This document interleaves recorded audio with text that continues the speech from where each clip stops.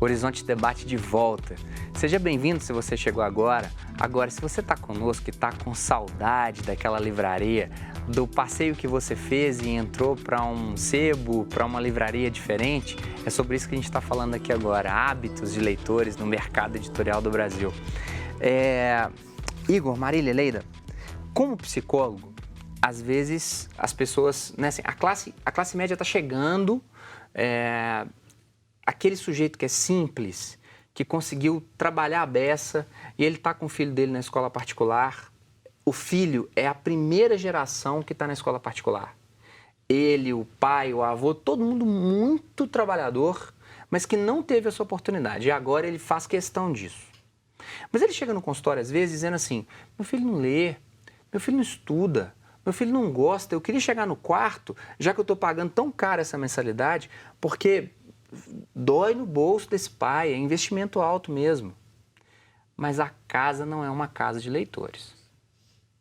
Não adianta querer que a escola ou que o psicólogo faça isso, Leida.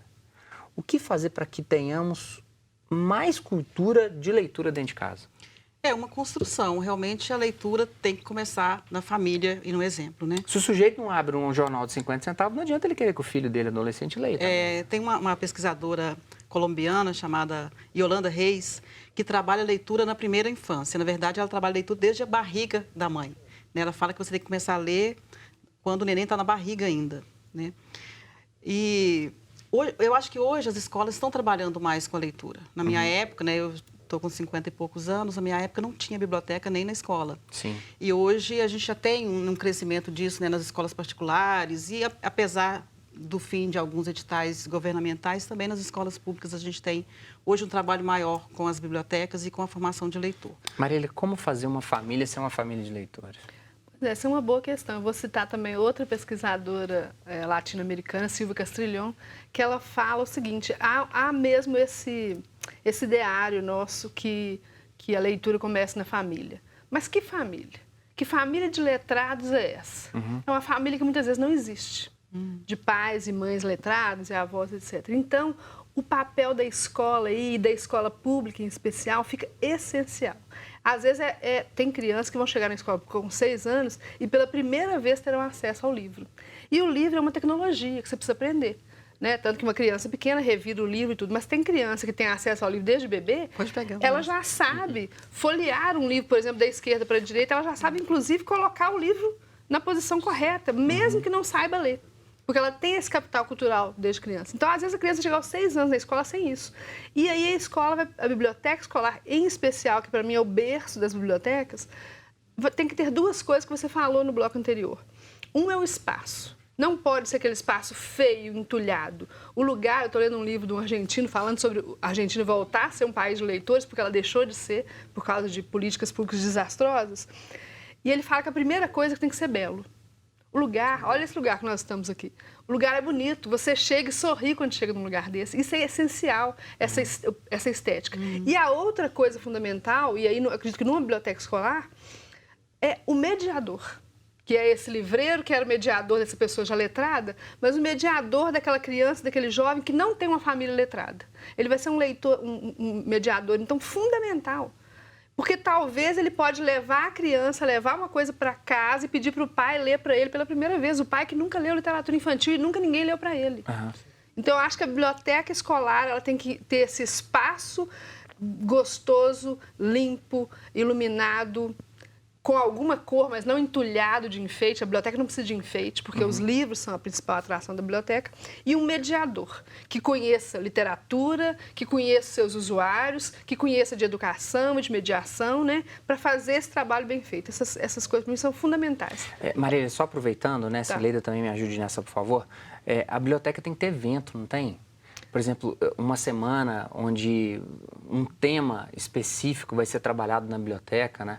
Adolescentes, sexualidade, república e tomadas de decisão na modernidade. Acho que o bibliotecário que consegue fazer um evento e juntar alguns livros, fica tão legal. As contações de história, né? Contação de história, um filme que tem a ver com um determinado livro, né? Eu gosto de eventos, mas sou uma crítica também de eventos, porque eu visito, sou pesquisadora de biblioteca escolar e pública, e vejo que muitas deles têm eventos e fotografias lindas dos eventos para mostrar. E o importante que eu acho é aquele cotidiano, em que chega um aluno, às vezes, na sala, na biblioteca, com uma questão específica, e você vai percebendo o gosto e o interesse dele, e oferece aquele livro específico para ele. Vai conquistando, né? Isso, olha, você gosta disso, mas esse livro está emprestado, a gente tem um outro aqui também fantástico, de vampiros, assim, e que vai introduzindo essa parte não curricular da biblioteca escolar. Eu acho que os eventos devem ser assim, o cume de alguma atividade, mas não pode se viver do evento. Eu tinha uma professora fantástica que falava que o evento é evento. Então, assim, que o importante... Eu sou formadora de mediadores de leitura, de professores que trabalham em biblioteca, eu sempre falo, essa atividade que você está fazendo realmente está aproximando a criança e o jovem da leitura, do mundo da cultura escrita? É a pergunta que eu faço para os eventos, que muitas vezes são lindos, mas eu me preocupo sempre com isso, o quão esse evento está aproximando a criança do mundo letrado, da cultura letrada. Sim. Como formar esse vendedor, Igor? Então, a leitura tem essa preocupação? A gente tem uma série de questões aí por trás, né? Então, a gente comentou atrás, né? Como está o desenvolvimento de leitores no Brasil? Então, como a gente vai desenvolver bons vendedores de livros se a gente não tem ainda um leitor desenvolvido no país? Então, é um super desafio para a gente, porque como que a gente vai trabalhar, encontrar essa pessoa que está predisposta e ainda desenvolvê-la? Porque hoje nós precisamos desenvolver esse vendedor em leitor e, consequentemente, alguém que vai conseguir ser um curador de livros para aquele cliente ou para aquele amante de livros que chega na livraria. Então, é um super desafio, porque muitas vezes quem é amante de livro hoje no Brasil chega com alto conhecimento de livros. Então, como que a gente vai fazer com que esse vendedor ofereça algo diferente para quem já lê muito? Então, é um super desafio e que vai junto com uma série de outras questões, que é política pública de desenvolvimento de leitor, educação, né, no Brasil como um todo. Mas nós temos internamente algumas políticas, né?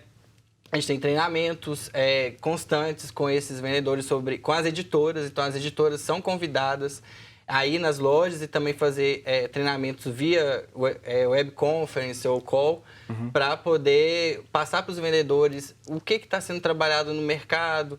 Os autores vão às lojas. Vou puxar também para essa questão de eventos, assim. É difícil de você trazer esse grande escritor, esse best-seller para uma loja específica, Noite de Autógrafo, Leandro Carnal, Jô Soares. O Carnal esteve, né, no fim de 2018 em Belo Horizonte, foi em várias outras lojas da leitura também. As editoras estão muito abertas nesse sentido, até pela questão da situação do mercado, né? Precisam vender os livros, então os autores estão abertos a isso. E sempre estiveram, assim, é um espaço muito fácil de a gente conseguir construir essas parcerias. O que muitas vezes, né, o que se peca é na forma de construir a divulgação, na forma de como costurar aquele autor em determinadas localidades, que muitas vezes isso não é muito acertado. Então, como regionalizar isso? É importante, por exemplo, a gente percebe no Nordeste, é muito importante, muito forte no Nordeste, principalmente, o autor local. As obras locais, aquela cultura regional é muito forte nos estados do Nordeste, principalmente. Posso fazer um comentário sobre a Claro. minha experiência como pequena editora, exatamente em relação à leitura? É verdade que ele está dizendo que as lojas são abertas, né? Eu mesmo já faço eventos, lançamentos de livros dentro da leitura. Mas as pequenas editoras, claro, as grandes também, mas a pequena, porque a pequena tem um volume de vendas muito inferior. Então, elas sofrem com a comissão, né, da livraria, com os 50% que a livraria cobra. Por isso, a pequena editora faz o segundo lançamento e não o primeiro na leitura, pela visibilidade, o autor quer e tal. E a gente faz. Só que a venda é do público que o autor leva ou que a editora leva. Então, você estava falando sobre a divulgação. Então, essas grandes livrarias, elas não ajudam a divulgar aquele que não é o autor conhecido. Agora, Leida, Marília, eu vou reduzir um pouco dessa comparação, assim. Novalgina vende muito numa farmácia, né? Coca-Cola vende muito numa padaria. Mas é legal a padaria que tem lá um refrigerante específico, mais antigo, que talvez de um gosto mais apurado, mais caro. A farmácia, definitivamente, ela não pode vender só Novalgina porque a gente vai morrer se o camarada chegar lá e não encontrar. Porque a indústria química não produziu o medicamento porque vende muito pouco. Leida, Igor, Marília, como que é possível de você fazer a venda do best-seller, mas ao mesmo tempo produzir aquele livro de uma comunidade quilombola, de fotografias, um livro que não vai vender, né? Assim, como um coach, sei lá, uma autoajuda, não Sim. sei. Como pensar essa equação? É super desafiador, assim. O acervo, ele é essencial para uma livraria, né? Porque a gente tem que garantir que aquele leitor que chegue dentro dali, buscando determinado livro, ele consiga encontrar. Cara, você não pode vender só Paulo Coelho. É, né? exatamente. Você não pode focar somente nesses livros. Você tem que ter um acervo considerável.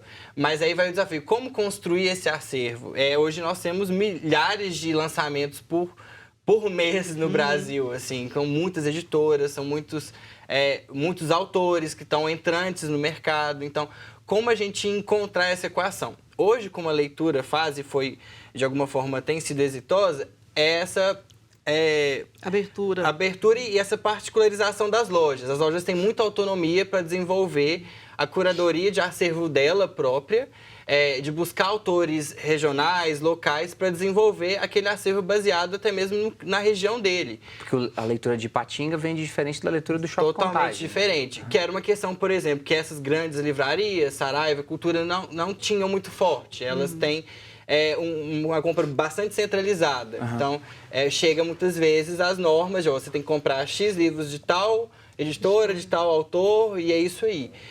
O que a leitura trabalha muito é essa particularidade, é essa capilaridade. Então, cada loja tem essa autonomia. Eu estou caminhando agora para um segundo intervalo e eu vou buscar a ajuda da Marília. A gente focou muito, botamos pressão no Igor. Vamos colocar na editora daqui a pouquinho como é que funciona isso?